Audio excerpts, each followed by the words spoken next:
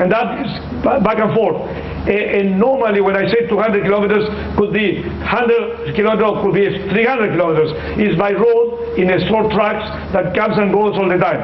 This way I've been doing it in many countries in the world. Okay. I don't know if you got the picture. I got the picture. I'll just repeat you. Okay. I'll just repeat you, and so that the viewers should also understand. The gas will be compressed, and they will be put in like special containers, right? And then special containers. In special containers, and then it will be like supplied at the doorstep of the consumer, right? Exactly. Okay, so that's one thing which you people are doing, which Argentina is doing, which one of the companies of Argentina is doing, and that is being done in several other countries also, right? This company is providing that to several countries in the world. Yes. Okay. All right. Correct. So that. But when you say, Mr. Rana, that the gas is wasted, this is wasted. But there are other fields, like in Sind or other places, where there are wells who are could be in production. They are there, but the gas is not used, but is not wasted either. It's there under the ground because they are not either. They have not enough pressure, or they don't have enough gas as to make it economically feasible to make a pipeline from that well to the network. So because that costs a lot of money.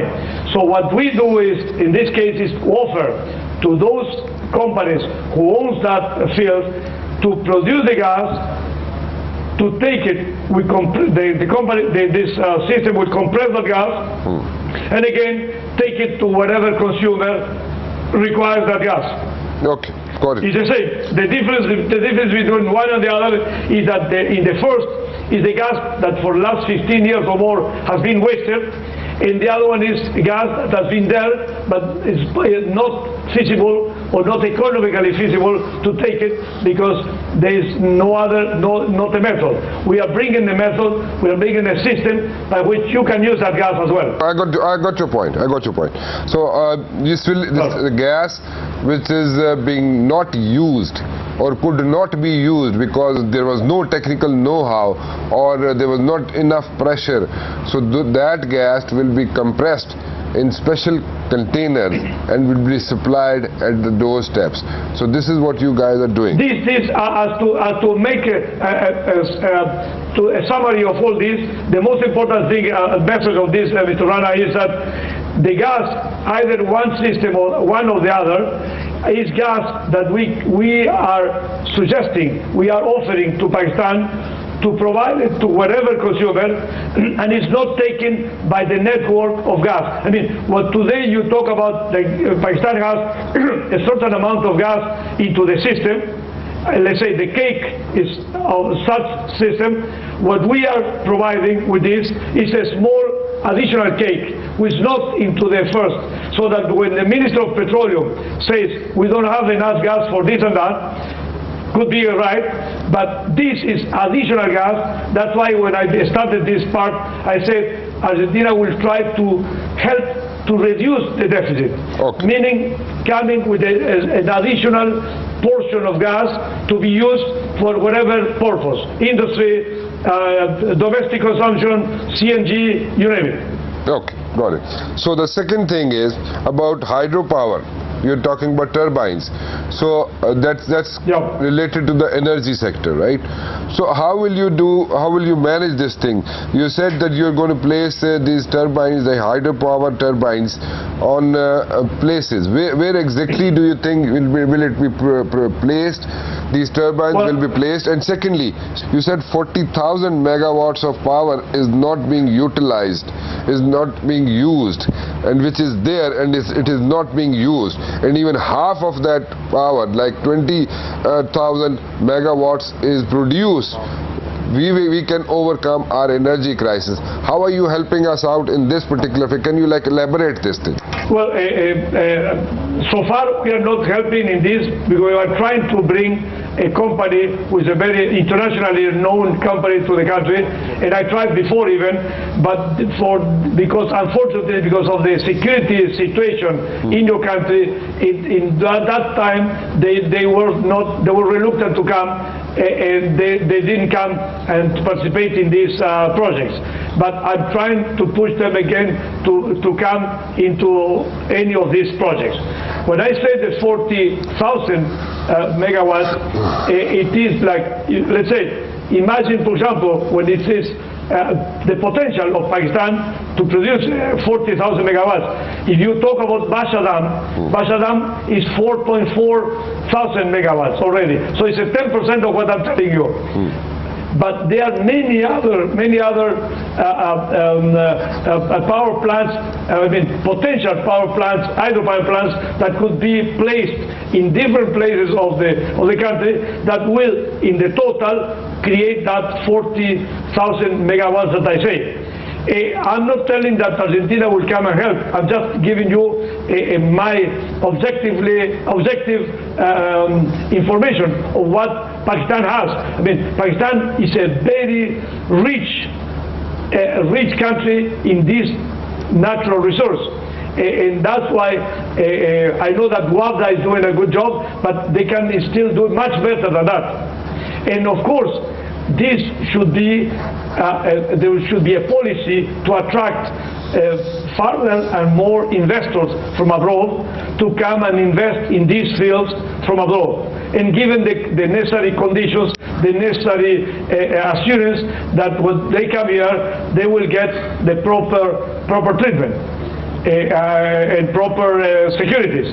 Okay.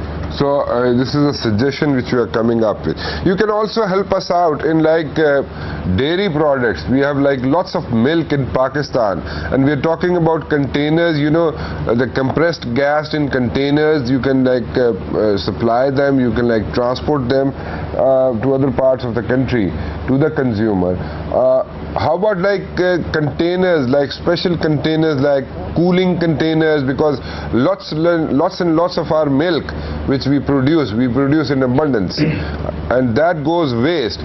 So are there any containers which you can come up with, or is there any company interested in Pakistan who can give us those containers, invest in our country, and provide us with those cooling containers in which milk can be sent to other parts of the country so that we can save lots of milk and we can make some money out of it? Mr. Mubashir, I think that what you say is like music for my ears. This is something you will not believe, that this is something I've been trying to persuade Pakistani people, particularly in Punjab and Sindh, about this for a long time. I learned when I arrived here, and I totally agree with that Pakistan is probably the 5th producer of milk in the world. But I would say that it's one of the largest destroyer of milk in the world as well, because exactly about what you say about the lack of this cooling system. Normally the farmers, small and medium farmers, they are milking the cows or buffaloes in a place, and they putting that milk into a very even not very hygienic, but let's say tanks or tubes, and they're lying there under the sun, or in the best case below a tree, until somebody with a little truck takes them to a city, and then they put it in the cooling tank. In the moment in which that happens, until it gets to the city, the milk has been completely spoiled and will not be used for industrial purpose. What you say is exactly what I've been trying to do. I would try to persuade if it's not one farmer or two farmers, as to make it as a collective group, to have cooling tanks of 500 or 1,000 liters with a temperature of 4 degrees more or less in one particular place. As soon as the milk is milked, they throw it into that and keep it there under that temperature until a cooling tank with a truck comes and collects that milk and makes the operation, the transaction with the farmers. And then that milk could be used in a very satisfactory way to produce cheese, to produce milk, to produce powdered milk, that is probably the most important production that you could do, considering the amount of milk that you have, or to produce other like butter or yogurt, whatever. So that this is done in Pakistan in very small scale in a proper way. The rest, as you say, more than 60% of the milk is wasted. It's wasted or could not be used in a proper way. We've been trying to do this. We've been trying to talk to PARC, Pakistan Agricultural Research Council, and other institutions in Arkansas to see if we can do and help us how to get into the private sector, because at the end, the one who has to respond to this is the private sector. But so far, I have to confess, we have not succeeded. But this is the only part, when you mention about milk sector, is the only part in which we will like to participate, because there are other countries like Australia or New Zealand that are more into the business of milk in this country, and they're doing very well, but also fighting to these problems, as I've been told by my colleagues. What we are really interested, and we've been pushing a lot, is in another part of livestock, but not milk, but it's in meat. As you know, Argentina is very famous. Probably we produce the best beef in the world, and we are trying in many sectors, official, private and public, in particular in Punjab and in Sindh, to come into the country providing with the technical provision of equipment as to produce a state-of-art slaughterhouses, as to treat the animal from A to Z, meaning to get the animal, the cow, to sacrifice the animal, of course, in the halal system, and then into a very hygienic and proper way, go until the end to cut the meat, particular cuts, into a very proper packaging, looking after that meat to be sold or to be exported to the region like Gulf countries or others. And this is what we are trying, because you will see if that is done, the benefit for the country and the benefit for the producer and the farmer will be enormous. I mean, it is unbelievable the benefit that you could have to do it in this proper way. We are trying to do that. There are a company or a group of companies who have been coming, I think that already 8 times, in eight opportunities to Pakistan, and there is a very slow motion way as to get to the final result. But so far we are very far still from the line of arrival. Okay, so but at least you people are trying to work out things in this particular field, right? So yes, right. Yeah. Okay. So one last question I would like to ask you, and that is about education, like students, like interaction of students, like people from Pakistan, students from Pakistan going to Argentina and studying over there, and so on and so forth. It can go like vis-a-vis. What do you have to say about that? Let me ask you again, you're talking about students? Yeah, exactly. I'm talking about students. Okay, no doubt education is probably the most important field in which a country, education and health, a country should look after. In Pakistan, even though that's doing something, is not, from my point of view, is not enough what they are doing. But in this field, unfortunately, Argentina could not help totally. The main problem of Argentina to participate in any education program is the barrier of the language, particularly from here to Argentina. In Argentina, most of our courses, primary school, secondary school, and university, most of the courses, with the very few exceptions, are done in Spanish. So that it's very difficult, I mean, unless the students goes from Pakistan and takes a time before to learn Spanish and then enter into the system. Otherwise, it will be impossible to run any program. It's not impossible, and I say it's not impossible, and for that I take my hat and I really with admiration, because Cuba has made a fantastic job in this respect, even though that Cuba also speaks Spanish the same as us, and Cuba has granted almost 1,000 scholarships to Pakistanis to go there and to study medicine, and they are already, the first wave of doctors are ending this year and coming back to Pakistan. That is something that really I admire, and I really think that Cuba is doing a great job in that respect. But of course they go there, they have 1 year to study Spanish, and then they start deeply into studying medicine. But so it's not impossible.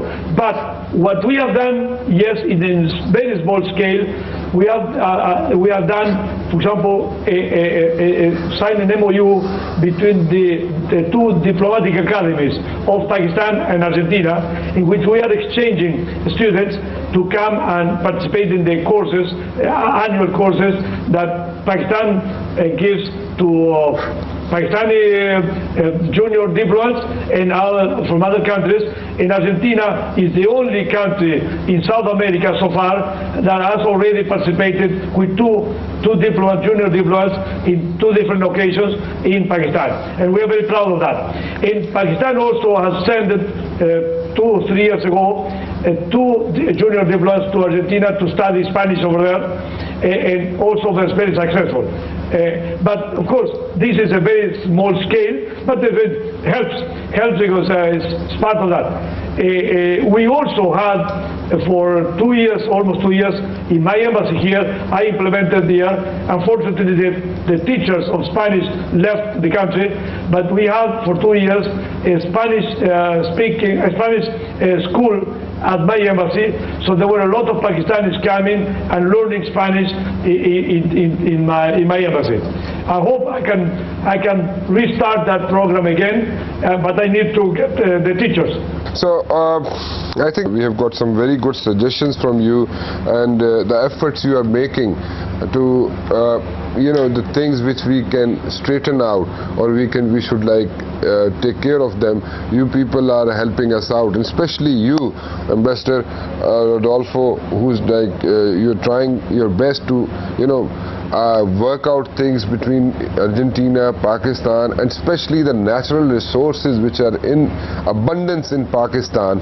You're trying to explore them in one way or the other. You're trying your level best. We really appreciate that, and we're really thankful for that. And I hope this thing, this education thing starts working, and especially the Spanish language programs which you had introduced earlier, they also start working over here. And it's going to be like I would say I'm like short of words over here when I look at you guys, because you stood by us, whether it is like Kashmir issue, whether it is like United Nations, and whether it is like 71 or 1971, or whatever stance or whatever positions you people have been taking for Pakistan in every forum, internationally, and you people have been helping us out, and we really appreciate that. The people of Pakistan really appreciate that. Thank you very much for joining me today, Ambassador. It was really a pleasure. Mucho gracias. Thank you. Thank you, Mr. Mubashir. I don't know if I still have 1 minute to tell you one particular message. Sure. But if it is, please go ahead. You did ask me something that I was expecting you to ask me. Probably you are not aware of that, but for the last more than 3 years, I've been struggling. Mr. Mubashir, what I wanted to tell you is that for the last 3 years, I've been struggling struggling to try to persuade the authorities of Pakistan to go on one project that I think that will be probably my best achievement in Pakistan in my 8 years. That is, if I can succeed to make the extension of the polyclinic hospital into the Argentinian part. I don't know if you heard about this.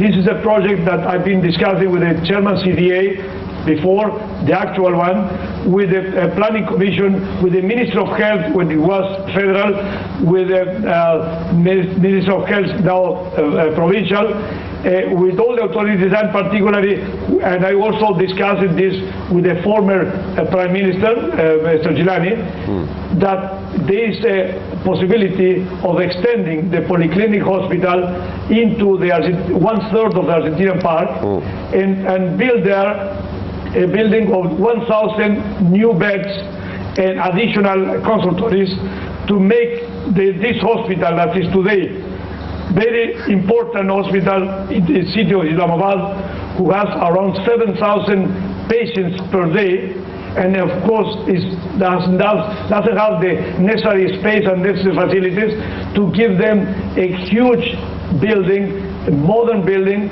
that will be, as the project will be called, if it's done, and if all the authorities are concerned are helping to do this, will be called Argentinian Pavilion, and I will be very, very proud to do it.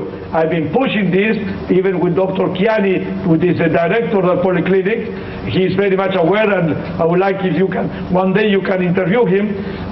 He's a real fighter on this, and we have discussed this with the CDA. Everybody is agreeing on that, but at the end, something is going on, bureaucracy, you know, I don't know, is stopping this. I'm looking forward now to see the new Prime Minister, Professor Ashraf, and one of my special messages to him will be this: please do it. The people in the country is always asking the government to produce results in two areas, education and health. This is a possibility for the government to say mission accomplished if they do this. But it's there, they can take it, it's very simple. It's only the way to take a step forward and do it. That's a very good initiative, Ambassador, and I once again appreciate that, your concern, because it's close to the polyclinic hospital. The Argentina Park is close to the polyclinic hospital, and you people are trying to help them out, help the Pakistanis out, help us out. So you want an extension to be there, extension of the polyclinic to be there, and I'm sure the people at the corridors of power who are like going through this interview, who are listening to this interview, they will definitely help you guys out, because in 3 years you are struggling for this thing, and you want Argentina Park to be part of polyclinic part, and you can come up with like 1,000 new beds over there, and I'm sure we can help you out in this one, and I'm sure that we'll try to make the government of Pakistan, the people of the government of Pakistan and the authorities, the Capital Development Authority guys, to understand that this is a very good initiative and it should be accepted as soon as possible. Thank you very much for joining me, Ambassador, today, and it was really a pleasure to have you on my show, and once again, mucho gracias. Thank you very much. Shukriya, Mr. Mubashir. Thank you very much, Ambassador. Ambassador Argentina हमारे साथ थे जी मौजूद, और उन्होंने कहा जी कोई initiative ले रहे हैं पिछले 3 साल से कि अर्जेंटीना पार्क जो पॉलीक्लिनिक हॉस्पिटल जो इस्लामाबाद में है उसके साथ अर्जेंटीना पार्क है, और उसमें एक्सटेंशन करवाना चाहते हैं, 1000 बिस्तरों का वहाँ पे एक्सटेंशन पॉलीक्लिनिक की करवाना चाहते हैं वो, और अर्जेंटीना पार्क की जो ज़मीन है उसको वो साथ देना चाहते हैं ताकि वहाँ पे वो एक्सटेंशन हो सके पॉलीक्लिनिक हॉस्पिटल की इस्लामाबाद में। 3 साल से वो कोशिशें कर रहे हैं, लेकिन अभी तक उनकी कोशिशें कामयाब नहीं हो सकी, और वो चाहते ही हैं कि किसी न किसी तरीके से जितना जल्द हो सके इस पे काम हो जाए। काम کوشش کر رہے ہیں جی کہ گیس جو نکلتی ہے پاکستان میں، جو گیس نکلتی ہے اور کسی نہ کسی وجہ سے ہم اس کو یوٹیلائز نہیں کر پا رہے، اس کے لیے وہ کچھ اسپیشل کنٹینرز منگا رہے ہیں. ایک کمپنی یہاں پہ آ رہی ہے ارجنٹینا کی جو کہ اگلے کو 8-10 روز میں کام شروع کر سکتی ہے، اور اس میں جناب وہ ایک کمپریس کر کے گیس کو اور اسپیشل کنٹینرز جو ہیں وہ ڈیلیور کر سکتے ہیں ڈفرینٹ جگہوں پہ، چاہے وہ انڈسٹری ہو، چاہے وہ کنزیومرز ہوں، چاہے وہ جس قسم کے بھی کنزیومرز ہوں، وہاں پہ وہ گیس جو ہے وہ سپلائی کی جا سکتی ہے. اور اسی قسم کی جو کوششیں ہیں وہ جاری ہیں. بٹ دا پوائنٹ از کہ Argentina has always been very kind to Pakistan. انہوں نے ہمیشہ کوشش کی ہے کہ کسی نہ کسی طریقے سے پاکستان کو ہیلپ آؤٹ کرتے رہیں، اور وہ کوششیں ابھی بھی جاری ہیں. خیر، آنے والا وقت کیا لاتا ہے یہاں پہ. کچھ کمپنیز جو ارجنٹینا سے یہاں پہ آنا چاہتی تھی، اور اسپیشلی روڈولفو مارٹینی سارابیا جو ایمبیسڈر ہیں پاکستان میں ارجنٹینا کی، ان کی کوششوں سے آنا چاہتی تھی، سیکیورٹی کی وجہ سے نہیں آ پا رہی. نہیں تو یہاں پہ انرجی کے جو مسائل ہیں وہ بھی کسی حد تک کم ہو سکتے ہیں. Anyways we are keeping our fingers crossed. Rana Mubashir کو اجازت دیجیے. اللہ حافظ.